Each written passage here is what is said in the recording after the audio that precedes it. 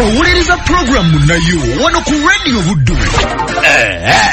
Wiki ewedde twabadde tugamba nga tujjukira omwoyo gw'omugenzi Moze Wedio. Kumpi omwezi gwa February guno gwonna gwagamba nga guweewayoko okubanga tujjukiramuko omugenzi Moze Wedio. Yebye yali akola, ye yali ani bye tumujjukirako oba oli mu ngeri emu oba endala. Baji ku bantu buli omu akyagamba nga ayogera ku mulenzi ono ebintu bye yakolanga nga bwe bitaliddawo. Kogati bye twali tumanyi n'ebirala by'omunda ennyo bye tubadde tulinga nga tutamanyi ano mu ngeri emu oba endala. Kale okusa ku mukulu eyaliko maneja w'omuyimbi ono okumala ebbanga kumpi Moze Wedio lye yatandikiramu okubeera ng'afuna hiti paka we yasobola okuba ng'avira mbulamu ensi eno. Avuddeyo konensi okuba nga mpayaamu kkono ye mu nsonga z'omugenzi Moze Wedio. Era okusiza ku ye agamba nti nno yakolagana ne Moze Wedio okumala ebbanga ddene kumpi okuvira ddala ku luyimba lwa Nakudata paka we yavira mulamu ensi eno. Samanya nze bwe wampita Waiswa Andrew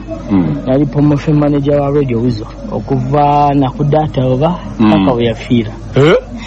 Okuva ku Nakudata paka mu bufunzo obulamu bwe bwonna. Yes. Obulamu era nze okumu ku bo abatambulanga naye obudde bwonna.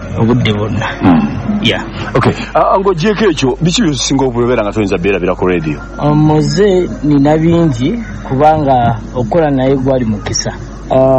Kyomukisa ng'okitadde wali Moze yali talented. Era waliwo yagendanga mu studio n'arecording oluyimba n'ogamba naye ono alinga gayi gwenkola naye yayimba oba.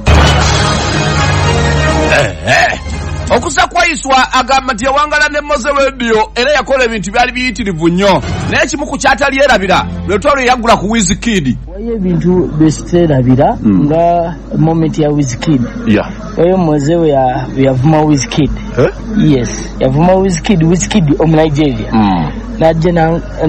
naye ndowooza ba Wizkid ajja kugamba ba bouncer bamufulumya oba naye yagamba bro nsonyiwa kyenkoze. Wizkid yaddamu. Kuba twalinya ennyonyi ne tugenda e Rwanda nga tugenda kola videos eze album ye eyabo babiri Radio Wizo ne Wizkid. Naye twasanga Moze kali yagenda ng'anywamu kati bwe twatuuka ku hotel ne bamubouncing n'abagamba naye mu bantu mmwe bosi wammwe yakoze ki yampise kati waki mumbawunsinga amangu ago Wizkid yava mu hotel kuba yasula waggulu najja n'ebigeri n'amuvuma n'amugamba omanyi mwe mugamba muli bakabi naye temuli bakabi ffe tulina talanta mulina chance mulina luck mulina omukisa ffe tulina ebitone. Exactly. N'amugamba mulina omukisa ffe tulina ekitone so tondanga munakummanyiira. Okuza kuona agamba nti bw'amala otabukira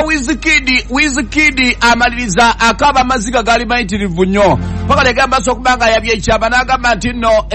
omuyimbi ow'omunigeria ow'amaanyi ennyo Two-Face yali yamusibirira entanda ng'asibirira Wizkid n'amugamba oliyimbako ne Moze Wedio oluyimba ensi oliba ogimazeeyo kati wali mukaaba yalabira ddala ng'ateserebu we gwasinga okwegomba ya mukaabya. Wizkid n'agamba muganda wange nsonyiwa naye njijukira olunaku Two-Face idibya yangamba olikolanga ne oyo musajja oliwo mazeeyo. Sokoleke nga ani ayogera nga Two-Face yagamba Wizkid.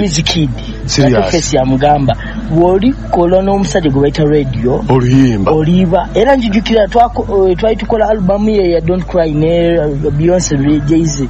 Wizkid yakaba nga bambi ayagala Moze nga akooka ng'ayimba kuba twali recordinga mu hotel golf course. Wizkid n'agamba badde n'abayimbi bonna Chris Brown nesifunangayo omuntu ali talented nga radio. Pambe Two-Face yali yakimugamba namuga ati kolikolako n'oyo mu Nigeria munneero we waka munne w'amaanyi ate ekintu Moze yangamba kuba namuleeteranga nga muganda wange era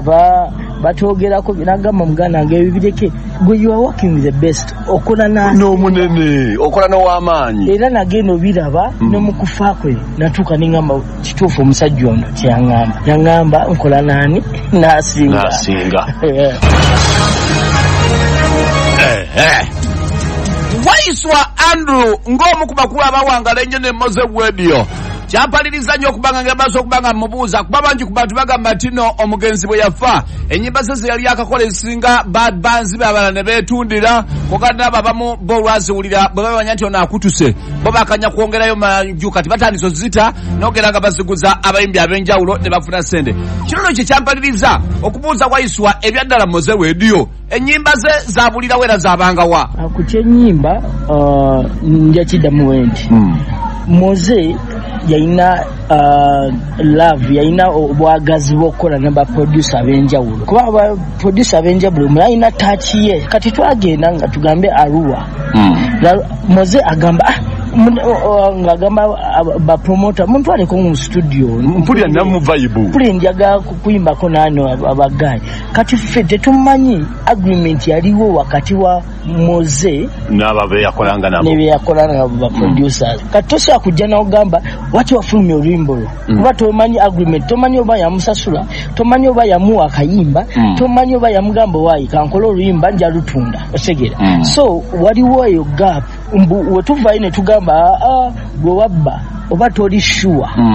obukakafu boyina butono era producer aina right aina obusobozi okusuubinga oba nakutwala mu mateeka n'agamba gwe ompayiriza kubanga nze nina agreement mu kipapula kino osegera so Moze yali talented mbu yagenda nga atestinga ba producer bonna kyovola buli kufaako muwulira ennyimba mpya kuba yali talented nga ayagala okuwa aba upcoming producers chance okukola naye okurecordinga naye exactly wadde ng'onagamba okubanga alumirizanga ennyimba z'omugenzi entereka yazo bwe yali enzibu kyagayaba n'akyogerako n'agamba nti no mu bantu bonna beekakasa ababba ennyimba z'omugenzi Moze Radio ye yali producer we amanyikiddwa nga bwa Bushington ono Bushington no ate ng'ono wayisogo ndadde njogera naye kwadda ono kwe kwagala mubuuze kitufu ddala mukulu we yabba ennyimba z'omugenzi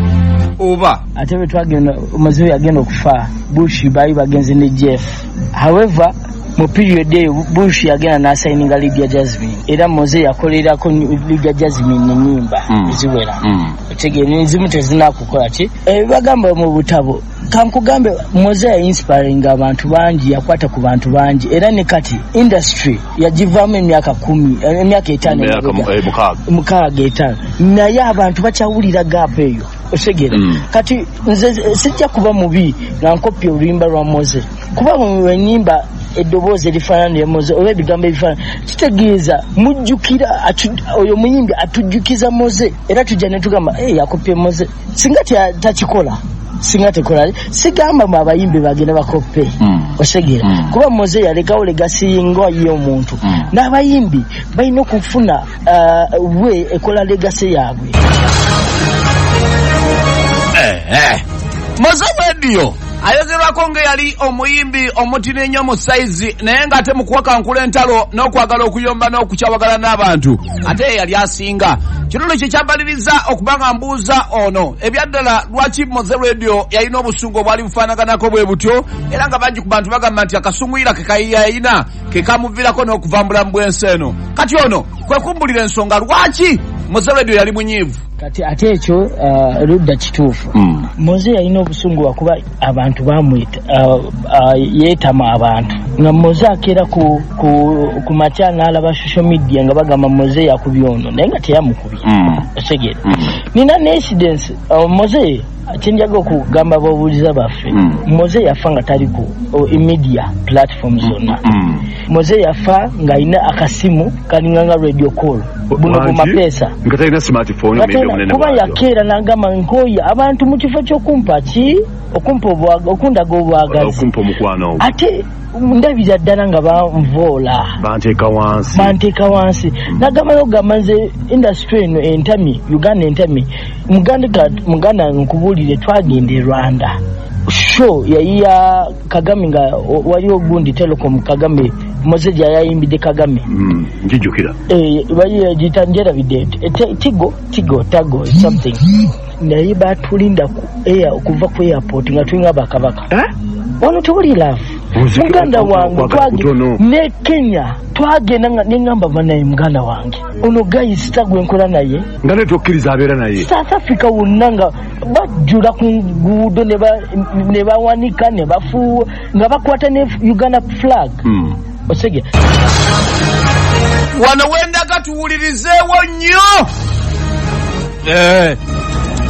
baji ku bantu ngambi bayagala nnyo omugenzi Moze Radio olw'engeri gye yawandiikangamu kuba n'eddoboozi lye lyalinganga liwooma n'okusinga kumpi kuli ennyonza era nga bangi ku bantu bwe bajja n'ekigambo kye baayogeranga ne batandika okwogera ne baga nti banne nga twafirwa rediyo singa kale waakiri wizo yagenda muko nene tusigaza kale asajja kaalina ekintu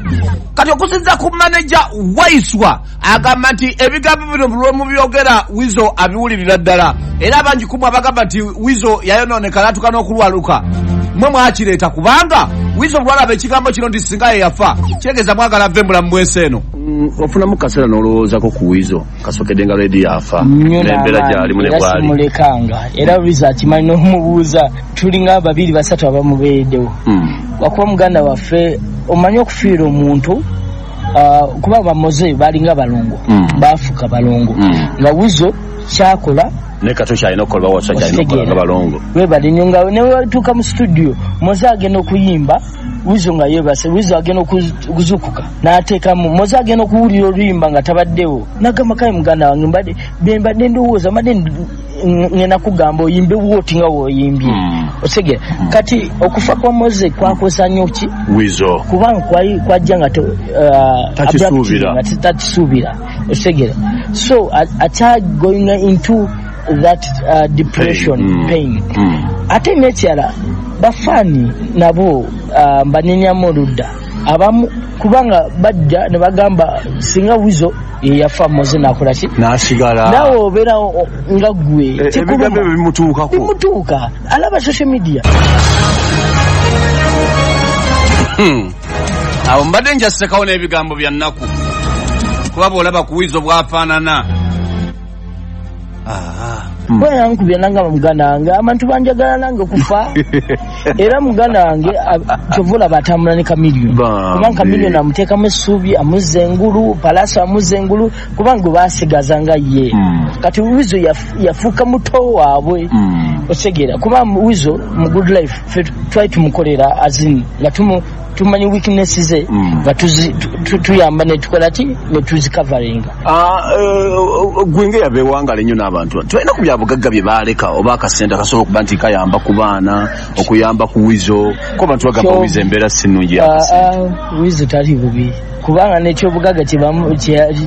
nyumba yokka ennyimba muganda wange wizo newataddamu kuyimba bakola ennyimba nnyingi ennyimba ezo abantu bakyazagala bakyayagala okuwulira eddoboozi za wizo ennyimba ezo zisobola okukola emikolo zisobola